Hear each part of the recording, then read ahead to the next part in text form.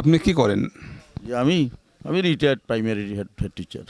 মাশাআল্লাহ, primary teacher ছিলেন। কারণ আমি কথা বলার আগে একটা বিষয় ক্লিয়ার হই যে আসলে আমাদের আপনার মানে শিক্ষার হার কীরকম, আমি মান কীরকম। অনেকে দেখছে আপনার অনেক বুজুর্গ কিন্তু বাংলা পড়তে পারে না, কিন্তু আপনার মনে হয় অনেক বড় হুজুর। তো এই জন্য আমি কথা বলার আগে জেনে নিই যে সে আপনার তার শিক্ষার মানটা কেমন, স্কুলে না মাদ্রাসায় সে বাংলা পড়তে পারে কিনা। তো এই জন্য জিজ্ঞেস করা। আমি তো প্রাইমারি বাংলায় পড়াইতাম, বাংলা প্রাইমারি হেড টিচার। আমার শিক্ষা ইন্টারমিডিয়েট পাস। পাকিস্তান আমি 69 সনে আমি ঢুকছি এই প্রাইমারিতে। আপনার বয়স এখন কত হবে? 77 77 78 চলে আর মাশাআল্লাহ। রিটায়ার করছি 16 বছর। তো আমরা একটা হাদিস জানি যে বুখারীতে একটা হাদিস আছে, নবী সাল্লাল্লাহু আলাইহি ওয়াসাল্লাম বলছেন যে আমার উম্মতের গড় বয়স হবে, গড়ায়ু হবে 60 থেকে 70, আর খুব কম সংখ্যক এটাকে ক্রস করবে। যে 70 ক্রস করবে, আপনি বয়স 77 মানে কম সংখ্যক, তো আপনি কম সংখ্যকের মধ্যে, তো একটা খুশির বিষয়। এখানে আবার একটা হুঁশিয়ারি বিষয় আছে। ওই নবী সাল্লাল্লাহু আলাইহি ওয়াসাল্লাম আবার বুখারী হাদিস, ওই নবী সাল্লাল্লাহু আলাইহি ওয়াসাল্লাম বলছেন যে যাদেরকে আল্লাহ তাআলা দুনিয়াতে দীর্ঘায়ু দান করলো, এমনকি 60-এর অধিক বয়স দিল, তা হাসরের মাঠে তার কোনো ওজরের সুযোগ রাখলো না। আচ্ছা, বুঝছো? এটা হুমকি না? হ্যাঁ, হুমকি হুমকি, হ্যাঁ হ্যাঁ।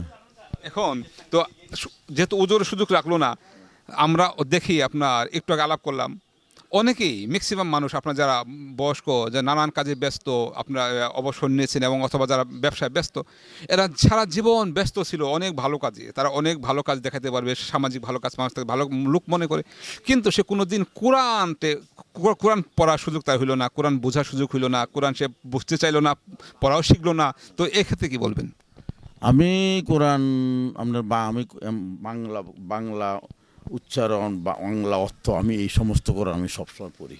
আলহামদুলিল্লাহ। আপনি কোনো অর্থ বলেন? হ্যাঁ, বাংলা অর্থ আছে, বাংলা উচ্চারণ আছে। আলহামদুলিল্লাহ, এরকম খুব কম পাওয়া যায়। আপনার মতো লোক খুব, মানে শতকরা 5 জন পাওয়া মুশকিল, 5 জন পাওয়া মুশকিল যে তারা কোরআন পড়ার সময় অর্থ পড়ে। তারা আমাদের অধিকাংশ মানুষের আমরা কোরআন থেকে বানিয়েছি কি সোয়াবের কিতাব, পড়বা সোয়াব হবে, পড়বা সোয়াব হবে, অথচ কোরআন কখনো সোয়াবের কিতাব ছিল না। আমি আপনার বলি, আপনার ওই যে 30 পাড়ার 30 প্রতি পাড়া একটা করে ফিস, মানে তোর একটা বক্স, এটা ওই আমার ছেলে ডাক্তার, আমি ছেলেকে দিছে, আমি এটা ওই এটার বাংলা উচ্চারণ অর্থসহ আছে, মানে 30 পাড়া 30 পিস, এটাও আমি পড়ি রমজান। যাক, আলহামদুলিল্লাহ। আমি রিকোয়েস্ট করবো আপনি এখন থেকে মানে আপনি চেষ্টা করেন যে জীবনে কোরআনটাকে শুরুতে শেষ পর্যন্ত একাধিকবার পড়ার জন্য, যাতে আপনি পড়েন, অভ্যাস আছে। তারপর এক সেট তাফসির কিনেন, যেমন আপনার তাফসির কিনার মধ্যে অনেক প্রকার তাফসির আছে, যেমন একটা তাফসির বিশ্বখ্যাত তাফসির হচ্ছে আপনার নির্ভরযোগ্য, আপনার ইবনে কাসির শুনছেন না? তাফসির ইবনে কাসির, তাফসির ইবনে কাসির কিনে ওটা পড়েন, পরে বোঝার চেষ্টা করেন। যেখানে বুঝবেন না ওই বিষয়ে বিজ্ঞ একজন আলেমের সাথে সমন্বয় করেন, মানে নিজের মতো করে আবার বুঝলেও হবে না, কোরআনের অর্থ পড়তে হবে এবং তাফসির কিনে তাফসির পড়তে হবে। তারপর নবী সাল্লাল্লাহু আলাইহি ওয়াসাল্লামের একটা জীবনী কিনেন, জীবন। আচ্ছা, আলহামদুলিল্লাহ। আমার কাছে আছে, সব আছে, বুখারী শরীফ, তিরমিজি শরীফ, সব ভিডিওই। আমার ছেলে ডাক্তার, রমজান আইলে সব কোম্পানি দেয়। আলহামদুলিল্লাহ, মানে আপনারা এলেম অর্জনে ব্যস্ত। আলহামদুলিল্লাহ, আলহামদুলিল্লাহ। আমার কাজ হইলে এই বয়সে, আমার স্ত্রীও মারা গেছে 11 সালে, তা আমার কেউ নেই। আমি এখন শুধু রিটায়ার্ড, বৈশা ওই রানীদিঘি দক্ষিণ পাড়ে বাসা আমার ছেলের। আমি ওইটাতে এনে থাকি, মসজিদে যাই, আর আমার কোনো কাজ নাই। সকালে একটু হাঁটি, ফজর নামাজ, কান্দি নামাজ আইসা আমি হাঁটা উঠা আবার বাসাতে, আমার কোনো ডিউটি নেই, আমার খরচ সব বসে বসে খাও। আমরা আবার প্রতিদিন সকালে ডাক্তার, ফার্মেসি যাইতে আর চাকরি যাইতে, ওই এখন আমার 200 টাকা দিয়ে দিই রাজনীতির দিনে চা পানির খরচ। আর পেনশন যেটা পাই, এটা আপনার এটা মাসে মাসে জমা হচ্ছে, এটা উঠাই না। এটা আপনার প্রতি রমজান হচ্ছে, প্রতি রমজানে আপনি উমরা যাবেন। আমি এইভাবে শুরু করে গত 2-3 রমজান গেছি, আর কতদিন যাইতে হয় আল্লাহ জানে। যাক, যদি আপনার মতো লোকগুলো সমাজে ভরে যেত, যে তারা এই ফ্রি হওয়ার পরে এখন কোরআন হাদিস পড়ে, মানে এলেম অর্জন করে, বুখারী আছে, মুসলিম আছে, হাদিসের কিতাব বলে আছে, পড়ে, তাহলে কিন্তু সমাজে আপনার ছেলেরা কিন্তু অমানুষ হতো না। ছেলেগুলি এই বাবাদেরকে দেখে মানুষ হওয়ার চেষ্টা করতো। আমরা অধিকাংশ ক্ষেত্রে দেখি আপনার মুরব্বী মানে হচ্ছে চার দোকান বসে বসে আড্ডা দিবে এবং নানান গল্পগুজব করবে, কোরআন হাদিস পড়বে না, শুধু হুজুরা কি বলে এই শুনে শুনে তারা জীবন কাটাবে। এটা হচ্ছে আমাদের মুরব্বীদের অবস্থা।